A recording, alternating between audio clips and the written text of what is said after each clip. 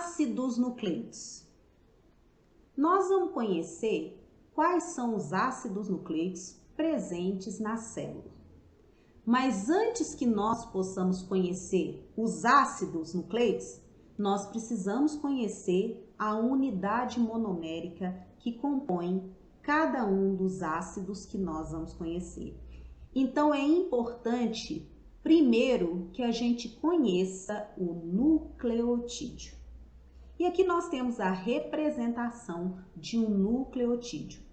Conhecendo a estrutura, as propriedades e a sua função, nós temos condições de conhecer os ácidos que são compostos por esses nucleotídeos. Então, vamos lá. Nucleotídeo.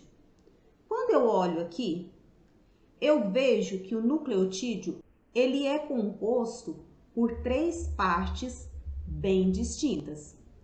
Uma base, um açúcar e um grupo fosfato. Esta é a composição do nucleotídeo. Só que nós vamos conhecer cada uma dessas partes para que a gente possa conhecer como que o nucleotídeo ele forma um ácido nucleico.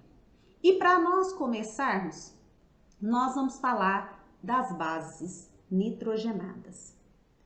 Nós temos aqui 5 bases nitrogenadas. Adenina e a sua estrutura molecular sendo representada aqui, que nós usamos normalmente para identificá-la a sua inicial, assim como a citosina, nós também usamos a sua inicial. Aqui nós temos a guanina, a timina e a uracila. Essas são as 5 bases que compõem os ácidos nucleicos que nós vamos conhecer. Essas 5 bases, elas foram derivadas de 2 grandes grupos, que são os grupos das pirimidinas e o grupo das purinas. Quando nós analisamos esses 2 grandes grupos, nós vamos ver que o que diferencia um grupo do outro é a própria estrutura molecular das bases. Porque nós vamos perceber que no grupo das pirimidinas estão as bases que contêm um único anel heterocíclico. Quem são elas? A timina, a uracila e a citosina. Do lado de cá nós temos as purinas. E essas purinas, nós vamos observar que são aquelas bases que contêm 2 anéis heterocíclicos, ou seja, a adenina e a guanina. Vamos conhecer as propriedades das bases. Em relação às suas propriedades, nós vamos ver que as purinas e pirimidinas livres são compostos fracamente básicos. Por isso a denominação base. Uma outra característica que nós temos em termos de propriedade é que na estrutura dos nucleotídeos, nós vamos observar que tem uma distribuição dos seus elétrons e essa distribuição permite que haja absorção de luz pelos ácidos nucleicos. Uma outra propriedade que as bases têm é que as purinas e as pirimidinas livres, elas podem existir em 2 ou mais formas tautoméricas. E isso vai depender do quê? Do pH do meio. Talvez essa informação agora na bioquímica, ela seja apenas uma informação. No entanto, quando vocês chegarem na genética, vocês vão entenderem que essas formas tautoméricas vai fazer com que o ácido nucleico ele apresente formas diferentes. E aí vocês vão entender melhor essa questão dessas formas tautoméricas. Uma outra característica é que as bases, elas são hidrofóbicas e relativamente insolúveis em água em um pH perto do neutro. Essa propriedade nos permite observar que o empilhamento das bases, então, por ter esse comportamento hidrofóbico, vai permitir que haja uma interação devido a esse comportamento, ou seja, uma interação hidrofóbica entre as bases. Além dessas interações hidrofóbicas, que é devido a essa propriedade das bases, nós vamos ver que ainda existe uma combinação de interação dipolo-dipolo e de Van der Waals.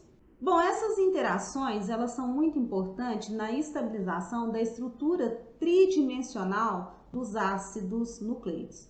De novo, nós retomamos a importância que as interações fracas têm no processo de estabilização das macromoléculas.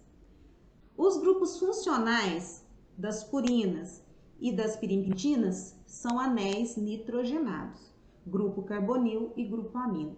Por isso o nome bases nitrogenadas. Nesse caso, os grupos amino e o carbonil permite uma outra ligação, que é a ligação de hidrogênio entre as cadeias complementares. Em relação às bases, então, nós vimos que nós temos 5 bases para compor os ácidos nucleicos. No entanto, nós vamos observar que dessas 5, 4 vão compor o DNA e 4 vão compor o RNA.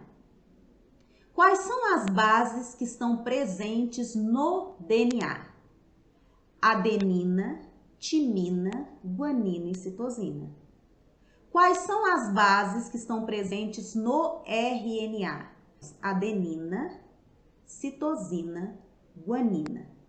No lugar da timina, que está presente no DNA, no RNA, nós temos a uracila. Então, essas são as bases que compõem cada uma dos ácidos. Essas bases, elas estão ligadas ao açúcar por meio de uma ligação covalente chamada de N-beta-glicosídica, que vai permitir com que a base se ligue ao açúcar. E essa base, ela se liga ao carbono 1', que é a denominação do carbono de um açúcar, 1', é por onde que é feita essa ligação glicosídica. Quando nós analisamos o açúcar do nucleotídeo, nós vamos ver que o açúcar ele é composto por 5 carbonos. Aqui está o primeiro, que a base se ligou nele. Aqui nós temos o segundo, o terceiro e o quarto e o quinto aqui. Quando nós analisamos estruturalmente o açúcar do DNA e o açúcar do RNA, nós vamos observar que eles são diferentes. E a diferença está onde? Olha só, estruturalmente, o carbono 2' do RNA, ele tem ligado a ele o hidrogênio e o oxigênio. Quando o açúcar ele possui no seu carbono 2 o oxigênio e o hidrogênio ligado a ele, esse açúcar ele tem uma denominação que é chamado de ribose. Quando nós olhamos no DNA, no carbono 2, nós já não temos o oxigênio ligado. Então, esse açúcar é uma desoxirribose. A identificação do açúcar foi que deu nome ao ácido. Então, esse ácido aqui é um ácido desoxirribonucleico. Então, nós vamos ver que a sigla que nós usamos comumente, ela vem do inglês e não do português. E se o açúcar é uma ribose? Então, esse açúcar é do ácido ribonucleico, do RNA. Quando nós olhamos o grupo fosfato, que é o terceiro elemento do nucleotídeo, nós vamos ver que ele não difere nos ácidos nucleicos. Ele está ligado aqui ao carbono 5 do açúcar.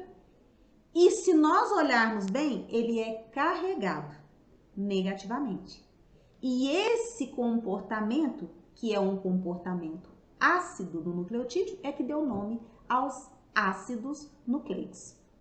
Como que é feita, então, a ligação entre o nucleotídeo e o outro? Aqui nós temos um nucleotídeo, a representação, e se vocês olharem bem aqui, eu não tenho a identificação do carbono 2 aqui. Por que eu não tenho essa identificação? Porque o que eu vou mostrar para vocês que é feito aqui por meio de ligação, vale tanto para o DNA quanto para o RNA.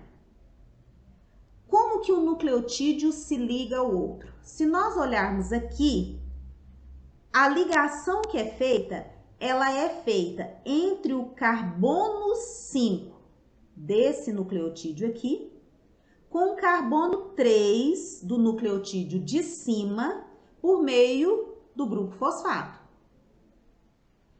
Essa ligação aqui é uma ligação covalente. E é uma ligação covalente característica, onde nós temos oxigênio, fósforo, oxigênio. Uma ligação caracterizada por oxigênio, fósforo, oxigênio, ela é uma ligação fosfodiéster. Quando nós olhamos tanto a molécula de DNA quanto a molécula de RNA, nós vamos observar que essas moléculas, ela tem nas suas fitas orientações. De onde vêm essas orientações? Nós vamos ver que essas orientações, elas vêm a partir do momento em que foi feita a ligação fosfodiéster. Porque se nós olharmos bem aqui, se foi feita a ligação entre o carbono 5 e o carbono 3, quem está livre aqui em cima, nesse nucleotídeo, para fazer a nova ligação fosfodiéster, caso chegue aqui um nucleotídeo? O carbono 5. Então, qual é a orientação que nós temos aqui? É o que nós chamamos de 5' E que orientação que nós temos aqui? Aqui a orientação que nós temos é do carbono livre que está aqui para fazer a ligação fosfodiéster. E qual é esse carbono? O carbono 3'. Então, se do lado de cá eu tenho livre a extremidade 5', do lado de cá eu tenho quem? A extremidade 3'. E dessa maneira é que nós temos as orientações que nós sempre visualizamos na molécula de DNA e na molécula de RNA. Após nós termos entendido a ligação fosfodiéster que é feita entre o nucleotídeo e o outro, nós vamos entender que a espinha dorsal covalente dos ácidos nucleicos consiste, então, em grupos fosfatos e resíduos de pentoses alternados.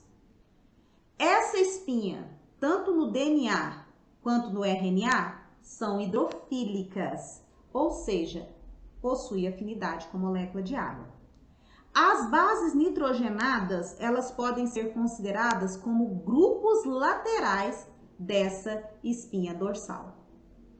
Então, após nós termos visto como que é a estrutura dos nucleotídeos, como que é estabelecida a ligação entre o nucleotídeo e o outro, nós estamos aptos para ver a função dos nucleotídeos. Bom, a primeira coisa que eu preciso dizer para vocês é que os nucleotídeos apresentam uma variedade de funções no metabolismo. São as moedas energéticas nas transações metabólicas. E quando nós falamos de moedas energéticas, nós vamos lembrar de quem? Do ATP. Quem é o ATP? O ATP é um nucleotídeo no qual ele tem como composição uma base nitrogenada, que nesse caso aqui é uma adenina. Ele tem um açúcar, né?